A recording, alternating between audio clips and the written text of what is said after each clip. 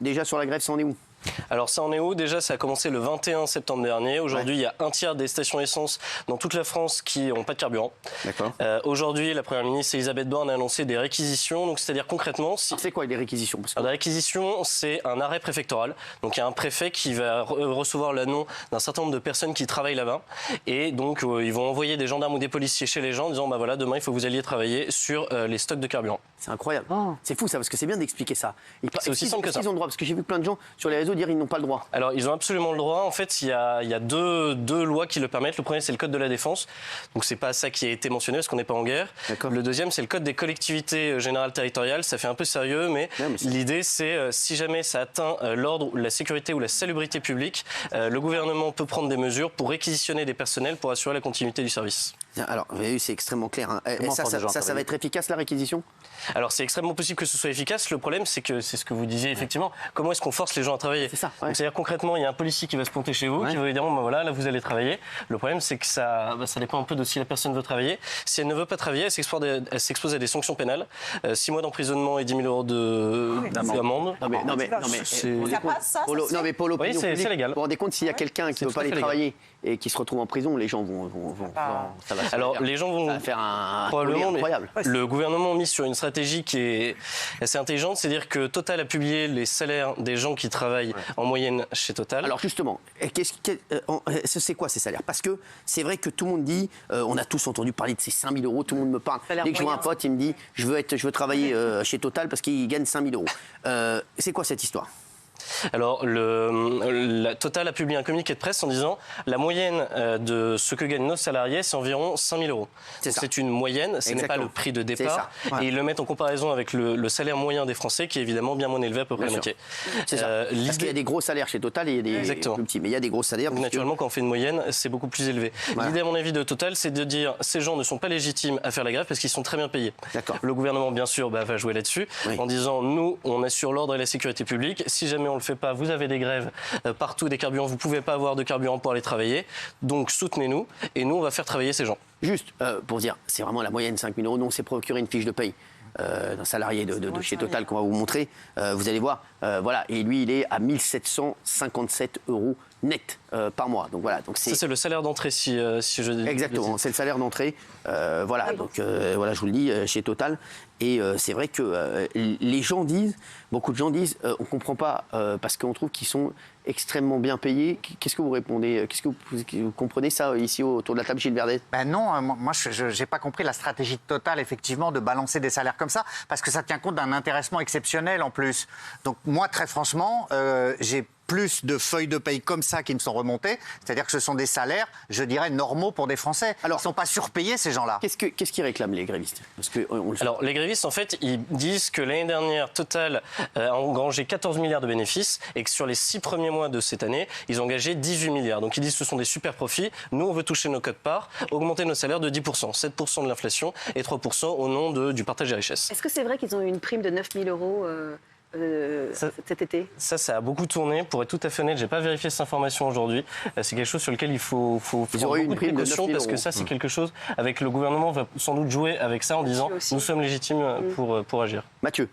Mais est-ce qu'on peut comprendre ce que Total dit? On veut bien donner des primes, mais en revanche, augmenter les salaires de 10%, quand l'inflation va revenir à 3%, 3,5% dans un trimestre, bah là, en revanche, eux, ils auront une augmentation de 10%, on ne pourra plus revenir sur les salaires en arrière.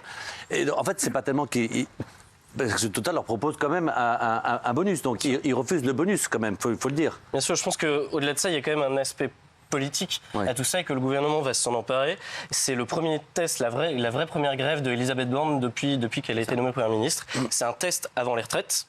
Si jamais elle cède, mais au-delà de la question des salaires qui est sans doute légitime, au-delà de la question des salaires, si elle cède, c'est-à-dire que le gouvernement sera faible et vis-à-vis de la prochaine réforme des retraites, comment est-ce qu'il va pouvoir mener cette réforme? Alors on va parler de ce qui va se passer dans un instant et on va vous montrer juste des vidéos sur les réseaux, les vidéos qui buzzent de ouf sur la pénurie sont ceux qui surstockent, surtout ceux qui surstockent du carburant en remplissant des bidons et jerrycans. Si certains estiment que c'est égoïste, honteux, d'autres pensent qu'ils ont raison de stocker pour leur entreprise, leur tonneuse à gazon ou encore dépanner des proches. Regardez. Ouais. Donc je filme ça quand même parce que là j'ai du mal à y croire. Putain, sans déconner. Ça m'énerve, des gens comme ça, mais ça me saoule. Ils sont en train de mettre de l'esbron dans un sac poubelle. Normalo. C'est pas marrant. C'est la première fois que je la vois celle-là. Un sac poubelle. Normalo. Oui, sur la vie de Tata, ils sont marrants. Les images sont incroyables, hein. Les images de stockage, oui. Il paraît que ça va être interdit de faire ça maintenant. C'est-à-dire, oui. C'est interdit maintenant de faire ça en fait depuis aujourd'hui. Le remplir des jerrycans. C'est fini, ça y est. Et le gouvernement insiste vraiment là-dessus parce que évidemment, on a des stocks qui sont limités. Alors bien sûr, on en apporte, etc. Mais si jamais tout le monde stocke des bidons chez soi, bah, évidemment, les stocks vont diminuer. Donc il faut aussi penser et prioriser. Si vous avez besoin de la voiture, remplissez votre carburant, évidemment. Mais si jamais vous n'en avez pas besoin, pourquoi faire des stocks comme ça en prévision d'une pénurie? C'est la même problématique pendant le Covid. Alors, qu'est-ce qui va se passer maintenant? Moi, ce que je pense qu'il va se passer, c'est que le gouvernement va continuer à mettre la pression vis-à-vis des syndicats parce qu'il ne peut pas apparaître comme faible, effectivement. Il n'y a qu'un syndicat, non? Ils ne sont pas d'accord entre eux. C'est ce qu'on disait. Normalement, ils seront avec nous demain. D'accord. Mais la CFDT et la CGT ne sont pas sur la même ligne. Ils ne sont pas sur la même ligne. Et donc, il y a deux entreprises, il y a Total et ExxonMobil. Chez ExxonMobil, il y a eu un accord qui a été signé, mais ils veulent aller encore plus loin. La CGT veut aller encore plus loin. Et là, la CGT, effectivement, n'est pas d'accord avec la CFDT, puisqu'évidemment, la CGT veut aller encore plus loin. En plus, elle a des relais politiques à la NUPS, etc. Donc, ils sont en position de force. D'autant qu'il y a des élections syndicales bientôt. Donc, il faut quand même montrer que l'on est présent.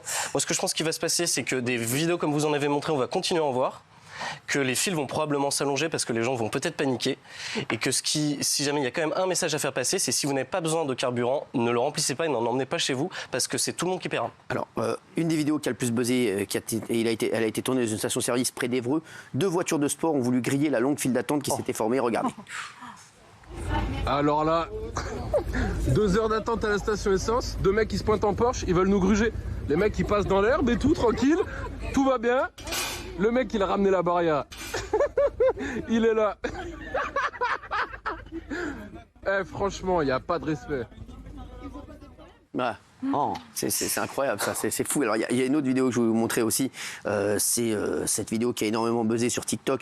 C'est ce gars qui s'est vanté d'avoir dépassé tout le monde dans la file d'attente avant d'être réprimandé. Regardez. J'ai jamais vu une queue comme ça. J'ai doublé tout le monde, ils sont en train de me klaxonner. Venez vous murs. Bonsoir. Ouais, bonsoir. La queue, malheureusement, elle est là-bas, mec.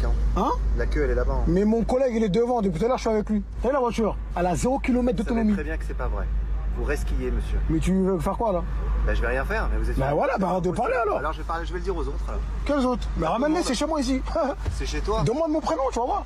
Après, moi, je suis pas là pour chercher les embrouilles. Pourquoi tu... Mais moi, je les cherche. Parce que j'ai juste envie qu'ils te mettent derrière, t'as compris? Tu vas faire quoi? Et toi, tu vas faire quoi? Tu veux que je descende ma voiture? Pour qui tu te prends, là? Tu veux que je descende ma voiture? Pour qui tu te prends? Tu veux que je descende ma voiture? Sinon, tu vas faire quoi? Je vais prendre ta plaque. Bah, prends-la. Ok, bah, je la prends. Bah, prends-la. J'ai l'habitude, de toute façon, moi.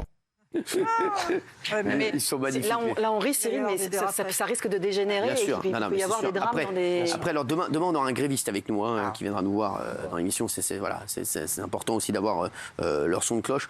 Il y a une autre vidéo, la vidéo qui a plus buzzé aujourd'hui, a été tournée dans le sud de la France. Il y a eu une embrouille entre un homme et une femme qui est allée très très loin. Regardez. Je suis en train de mettre mon play. Tu fais avec comme tout le monde. C'est bon. C'est bon. Et je m'en bats les... Madame,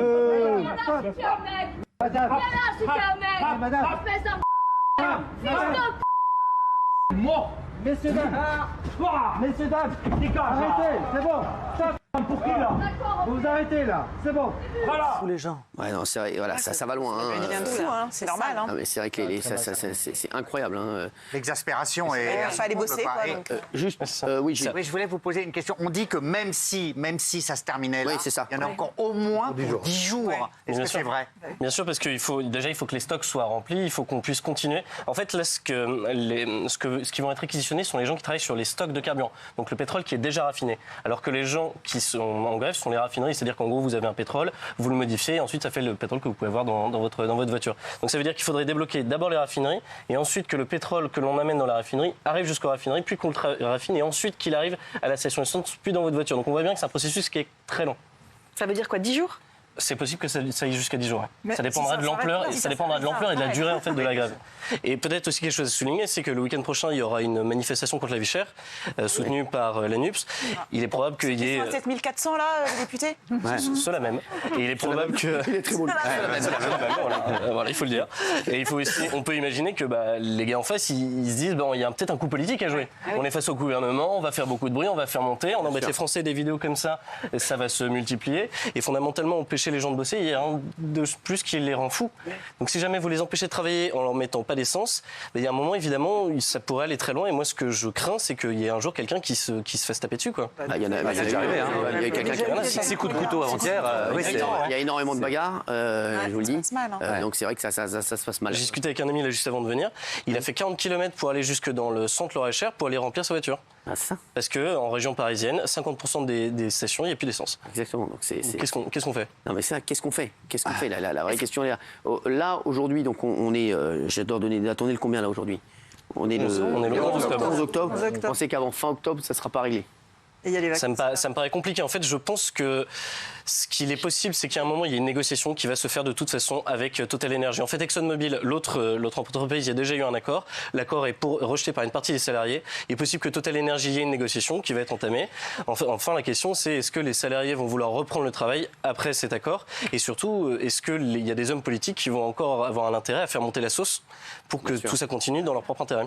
Bien sûr. Et c'est ça qui est le pire, c'est un intérêt égoïste. Bernard. Il y a une autre pénurie qui se prépare aussi, si ça continue comme ça, s'il n'y a pas d'essence dans les camions, c'est que les magasins ne seront plus alimentés. C'est ça. Et ça, on ne pense pas assez, et notamment la chaîne du froid. Déjà, tout est bloqué, ils n'ont plus d'essence, ils ne peuvent plus livrer les magasins, c'est une catastrophe. Alors, c'est vrai, qu'est-ce qui se passe? Vous parliez d'autres choses aussi? Oui, parce que par exemple, on a vu que dans les Hauts-de-France, il me semble, il y a des camions scolaires qui n'avaient pas d'essence, donc ils n'ont pas pu aller chercher les enfants pour les amener à l'école. Et les infirmières dans les déserts médicaux, c'est catastrophique parce qu'elles ne peuvent plus faire les soins pour les diabétiques et tout ça. Les gens qui travaillent, etc., c'est déjà extrêmement embêtant, mais imaginons si jamais ça s'applique aux policiers, aux pompiers, aux ambulances, c'est quand même extrêmement complexe, ça veut dire qu'on ne va pas protéger et soigner les gens. Qu'est-ce qui se passe dans ces cas-là? On aura des grévistes demain, je vous le dis. Gilles, tu voulais dire? On regardait avec Bernard des images de policiers poussant leur voiture parce qu'il n'y a plus d'essence. Il y a des gens, les pompiers, n'ont pas l'accès prioritaire. Et en fait, ce qui me sidère, c'est que ça dépend de chaque département. Absolument. Il n'y a que quelques préfets qui ont pris des arrêtés pour que les prioritaires puissent bosser. Pourquoi c'est pas généralisé, ça? Alors encore une fois, ça pourrait être modifié avec les réquisitions qui vont advenir, parce que c'est un arrêt préfectoral. C'est extrêmement possible dans tous les cas, de tous les spécialistes que j'ai interviewés aujourd'hui, me disent dans tous les cas, c'est extrêmement possible que ce soit les gens prioritaires comme la police, comme les pompiers, etc., qui pourront aller chercher de l'essence en priorité. Mais là encore, ça va créer de la polémique, parce que chacun va s'estimer prioritaire. Oui, mais on peut quand même imaginer que pour qu'un pays fonctionne, il faut que le service public, et notamment les policiers, les pompiers, etc., je pense qu'on peut le comprendre. Ah oui. Honnêtement, je pense que les Français comprendront. Ah oui, je pense vraiment que les Français comprendront. Oui, monsieur, il paraît que aussi que Total, le PDG de Total ne veut pas trop négocier aussi parce que la part de marché la France, c'est une petite part de marché dans le groupe Total. Donc finalement, pardon, mais la France n'est pas très important pour ce groupe. C'est vrai ça? C'est bien sûr que c'est vrai. Ah oui. Il fait une majeure partie de ses profits à l'étranger, notamment en Afrique, bien sûr, où il y a beaucoup de puits d'extraction et ensuite on peut exporter du pétrole. Et je pense qu'également sur la grève, pardon, j'ai oublié de vous dire quelque chose tout à l'heure, c'est qu'il y a déjà la grève qui crée une pénurie, mais en plus il y a eu 2 ristournes, celle de Total et aussi celle du gouvernement. C'est-à-dire qu'il y avait moins 50 centimes à peu près. Donc les gens sont évidemment précipités pour faire des stocks en prévision de l'hiver. Et il y a aussi ces 2 phénomènes qui se sont rencontrés qui ont fait que finalement on manque de pétrole. Il avait anticipé ça le gouvernement ou pas du tout? Je suis pas certain. Non. Honnêtement, je manie l'euphémisme, je suis pas certain. Vraiment. Il y a des stations essence qui en profitent pour augmenter leurs tarifs. C'est ça. Ça, on va en parler aussi. C'est vrai qu'il y a des stations essence où j'ai vu, moi, des. C'est un truc. Achète-toi une voiture directement. Tu fais le plein. Il y a des gens qui passent au bioéthanol. Pour anticiper ça. Il y a beaucoup de vidéos sur les réseaux sociaux. Exactement. Du bioéthanol où il y a beaucoup de gens qui. Parce que ça, il en reste. Donc voilà, bien sûr. Forcément. Et c'est vrai qu'il y a beaucoup de gens qui passent au bioéthanol. En tout cas, merci à Maury Coutancé.